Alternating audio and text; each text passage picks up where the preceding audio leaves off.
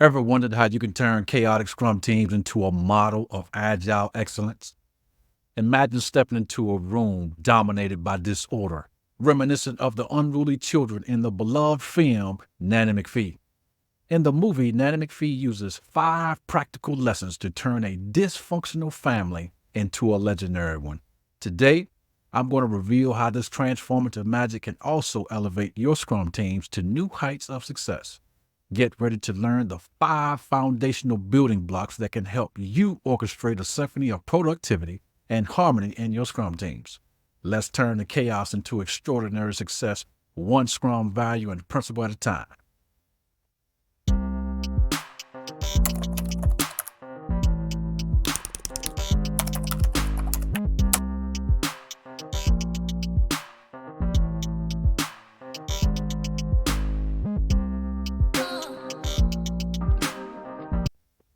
Welcome to another Scrumcademy episode where our mission is to help you master Scrum so that you can become legendary and millionaires while doing it. I am your host, Grand Scrum Master Scott, and before we dive into the 5 building blocks of every great Scrum team's transformation, from disarray to dynamism, we set the stage for those who have not watched the movie Nanny McPhee yet. Well, if we're using Scrum terminology for the movie, Nanny McPhee is the Scrum Master. The dad represents the product owner, the mother-in-law represents the organization, and the children represents developers if you're looking at the movie from a Scrum Master's lens or a Scrum team's lens. Even though we're talking about a family, it fits very nicely into the Scrum team dynamic. So with that said, when Nanny McPhee arrived on the scene, the first thing she did was to have a meeting with the dad, aka product owner. Now, while meeting with the dad, she identified that she has 5 things that she needs to accomplish on that family, on that Scrum team. And once she accomplished that, her job would be done. She also identified what she was going to do, what she was not going to do. She told the product owner that she don't work weekends, she don't cook, and he's looking at her like, okay, well, what kind of nanny are you? Yes. One of the reasons I love that movie is it shows you the 2 types of Scrum Masters that you are going to become. The question is, are you going to be like the first nanny, the first Scrum Master, where you run around your Scrum team, your organization looking like a chicken with your head cut off? Or are you going to go on your Scrum team and be very, very strategic, as Nanny McPhee was? See, she walked into the house knowing that she had 5 things that she wanted to accomplish in order to take that dysfunctional family, that dysfunctional team, and make them legendary. With that context in mind, I want to give you the 5 things that I go on every Scrum team with all intention on accomplishing these 5 things. Now, one thing I want to highlight for you in the movie before we get started is notice at the beginning of the movie, Nanny McPhee had 5 warps on her face. Like something was majorly wrong with her, right? It didn't look like a desirable woman at the beginning of the movie. So as I go through this, I'm going to highlight those warps as the movie did, because when she accomplished one of the 5 things, a warp came off of her face. So then we talk about her individual transformation by the time we get to the end of this episode. So let's get started. What is one of the first things I'm trying to accomplish when I join a team? Well, the first thing, I want to create an environment of intrinsic motivation. One of the books I've read on the topic is Dan Pink's Drive book. The 3 elements of intrinsic motivation are you have autonomy, you have mastery, you have purpose. You can use the acronym AMP as an abbreviation. A for autonomy, M for mastery, P for purpose. AMP. Let's define intrinsic motivation so we have an operational definition. The motivation to engage in a behavior because of the inherent satisfaction of the activity rather than the desire for a reward or a specific outcome is the definition of intrinsic motivation. Now, to give you an example of that, let's say you love to play sports. I'm thinking basketball on the top of my head right now. Every day, every week, every weekend, you play basketball just for the love of it. You get enjoyment out of it. It's very satisfying to you. You don't care whether you get a reward. You don't care if you get paid. You're not playing it for a reason to get something from it. You just love it. You just enjoy doing it because it makes you happy. Now, that example would represent intrinsic motivation. Now, on the flip side, let's say you play basketball only when you have the opportunity to make some money. You play that game because you're looking for some type of reward, some type of championship, some type of something. Then that is not intrinsic motivation. You're listening to this video because you want to increase your skill set, would represent intrinsic motivation. You looking at this video because you think this video might help you get a job is not intrinsic motivation. That's a few examples for you there. As a Scrum Master, we have an awful lot of time on our hands, and I want to begin to help you identify what should you be doing on the days that you just have daily Scrum with your time. I'm thinking about most Scrum Masters have 2 Scrum teams that they are representing for the organization at a time. So if you have 2 Scrum teams, and I'm thinking about the day where all you have that particular day is daily Scrum. So you're working an 8-hour day, but you only have 30 minutes that day that you have to be in mandatory meetings because all you have is daily Scrum, time to team. Okay, so my question becomes, what are you doing the rest of the day? What should you be doing the rest of the day? Scott, what are you doing the rest of the day? Well, that's a very beautiful question. On those days where all I have is daily Scrum, I'm looking at all the bad behavior I see my product owner doing. I'm looking at all the bad behavior that I see the developers doing. And I'm asking myself, how can I, like Nanny McPhee, when she puts her cane down, how can I put that mirror in their face in such a way that, hey, I could show them their behavior and they will want to change as a result of me showing them their behavior. That is what I'm doing on Tuesday, Wednesday, and Thursday. On Tuesday, Wednesday, and Thursday, I'm thinking about all the behaviors I'm saying, and I'm probably going to facilitate the retrospective to show them their behavior in such a way that they're going to tell me, yeah, we really should change that. You probably should. I think that would be a great idea, because by doing that, that will increase the probability of us getting to our ultimate product goal faster, effective, more efficiently. Very nice. So with that in mind, okay, so you've used the retrospective to identify some opportunities that the team could improve. You've used this retrospective to run some experiments to help them see their behavior, and we're actively working on those behaviors. Let's go to a day that all you have that particular day is daily Scrum. What are you doing now after you are trying this experiment? Well, again, you're looking at the product owner's behavior, you're looking at the developer's behavior, and let's say after running so many experiments, whatever that may be, now you can see intrinsic motivation in your teammate. They're not just doing the work because of some reward. They're not just doing the work because of some pat on the back. They're not just doing it for the money in the bank. They act like they're having fun doing what they do. When you can see that with your naked eye, ladies and gentlemen, a warp is going to come off your face, because that is what intrinsic motivation looks like. Now let's go to the second thing. Well, you definitely want to make sure your team is cross-functional. Cross-functional means that we have all the skills on the team to build or to do whatever it is we're trying to do. And then the other thing is you want to enable self-management, which is a principle of Scrum. Self-management means we don't tell a Scrum team member what to do, how to do, when to do. In the beginning, as a Scrum Master, the team assumes that the Scrum Master is the person that removes all impediments. But as you and I read the Scrum Guide, we know the Scrum Guide. The Scrum Guide says, quote, unquote, we cause the removal of impediments. God, we don't have to remove the impediments ourselves. Well, it depends upon the situation. God clearly says we cause the removal of them. So is that saying that we as Scrum Masters have to always remove the impediment? That's not what I get out of that. Is that what you get out of that? Oh, by the way, did you read your Scrum Guide today? Because how are you going to get to this level of mastery if you're not grounded in the Scrum Guide? So you ran some experiments to help your team be more self-managing.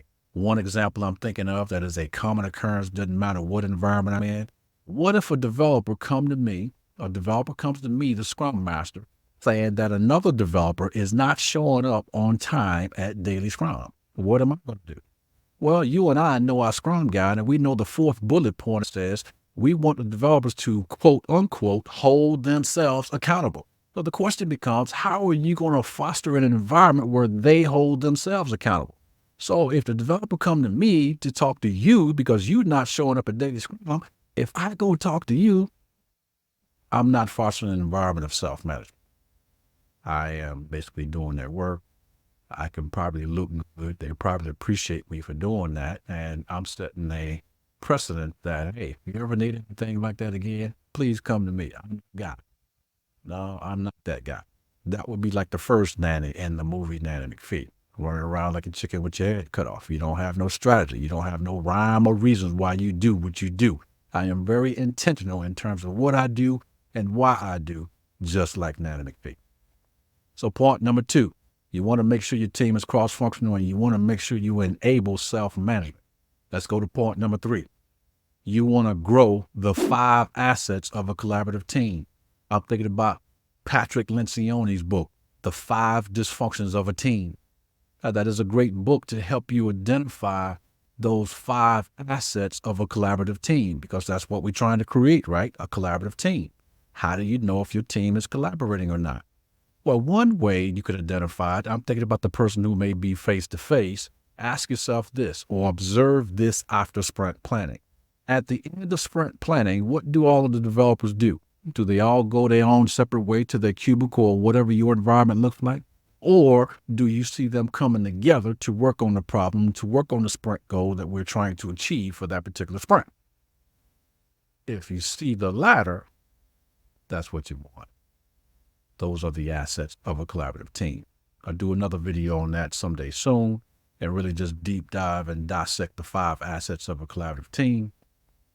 But for now, I just want to make sure I introduce it to you. So that is the third thing that I'm looking to implement on any team that I join, whether I'm new or been there for quite some time. That is one of the monitors I am looking at.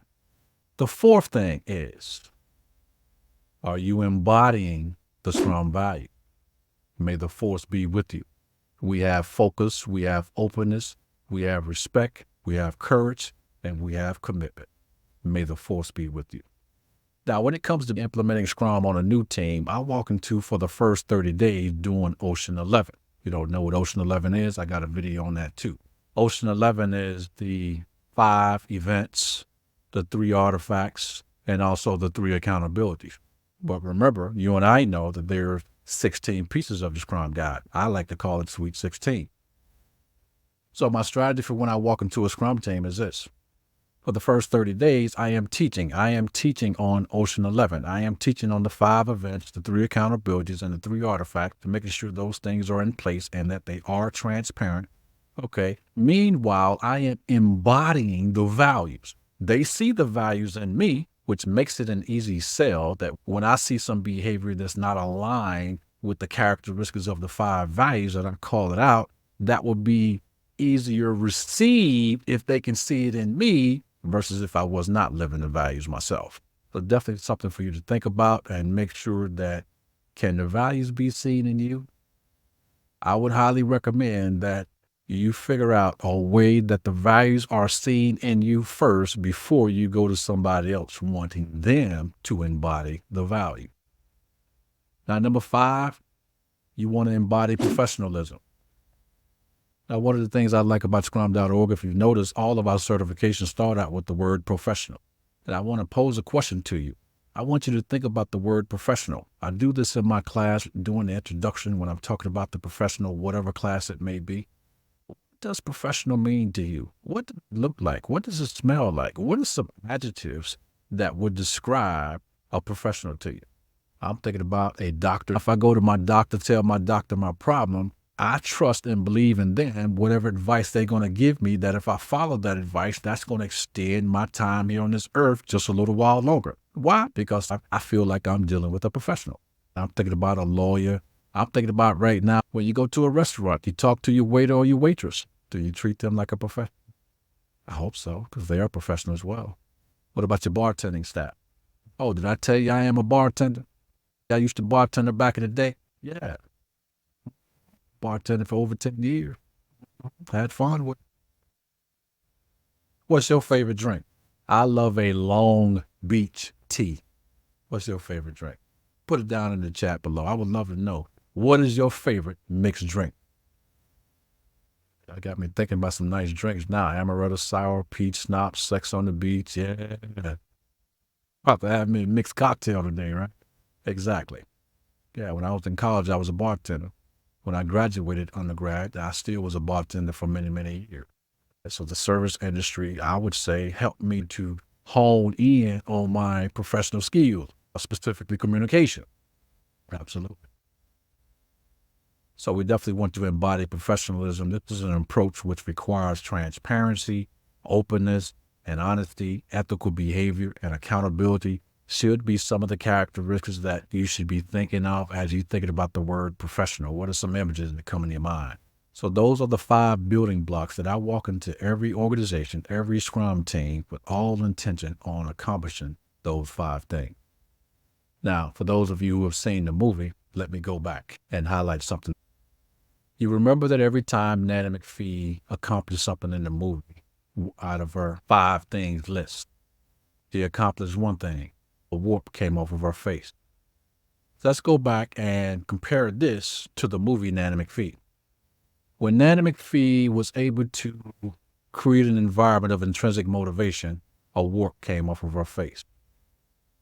When Nanny McPhee made sure the team was cross-functional and she created an environment that enabled self-management, another warp came off of her face.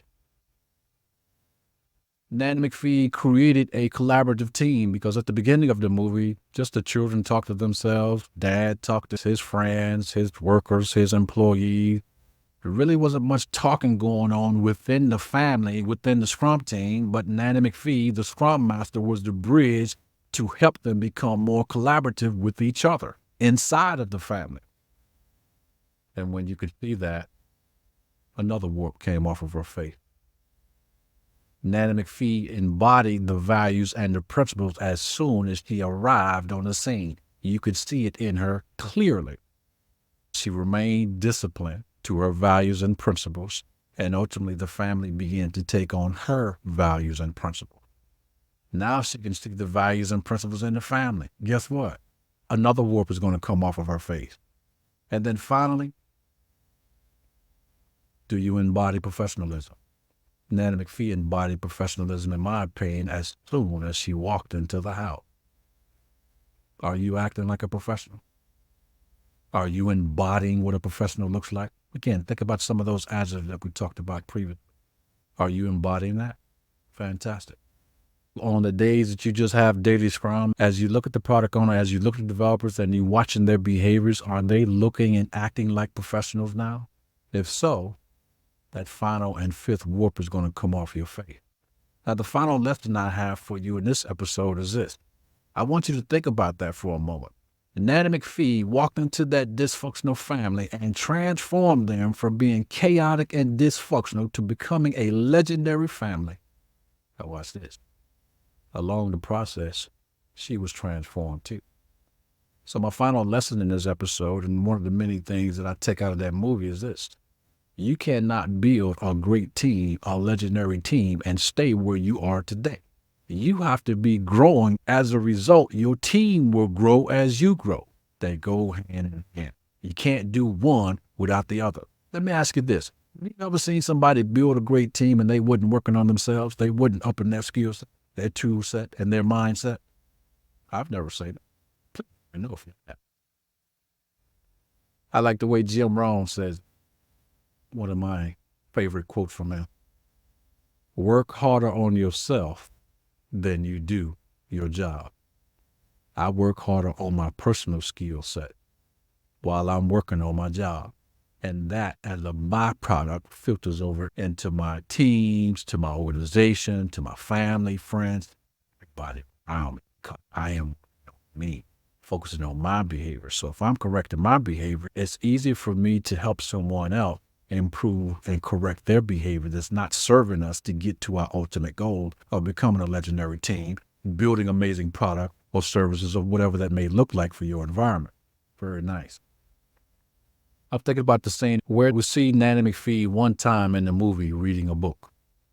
The other thing I'm doing on the days that all I have is daily Scrum for that particular day, I may be reading a book, maybe on psychology or some type of behavior. Again, just really trying to figure out how can I show them their behavior in such a way that they will want to change. That's what I'm researching, getting ready for the retrospective so that I can facilitate in such a way so that I can show them their behavior.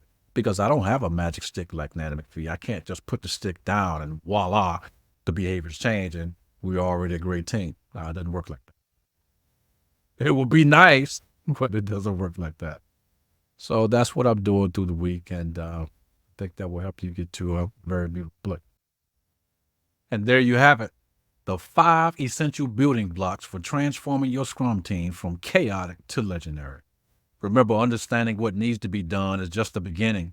Applying these principles effectively and turning knowledge into action, oh my, that's where the real magic happens. If you're eager to learn more on how to implement these building blocks with precision, I invite you to join our upcoming Professional Scrum Master 1 class, where we'll spend 2 or 3 days, depending upon the class that you select. And we're going to dive deep into these practices, the principles, ensuring you not only know them, but you know how to master them. This is your chance to step up your game and lead your teams to legendary success. Spots are limited. Don't wait to secure your place. I will leave a link down in the description below so that you can register and start your journey to becoming a transformative Scrum Master just like Nanny McPhee. If you enjoyed this episode and found it super duper valuable, don't forget to hit that like button, subscribe, and hit that notification bell so that you won't ever miss a Scrumcademy episode. Thank you for tuning in, and remember, great Scrum Mastery isn't about following steps, it's about fostering a culture of excellence. I look forward to seeing you in class very soon, where we will ignite the full potential of your Scrum team. Until next time, keep pushing the boundaries of what's possible with Scrum, and also Agile. As always, be Agile, do Scrum, and become super duper legendary in all of your endeavors. I'll see you in the next episode.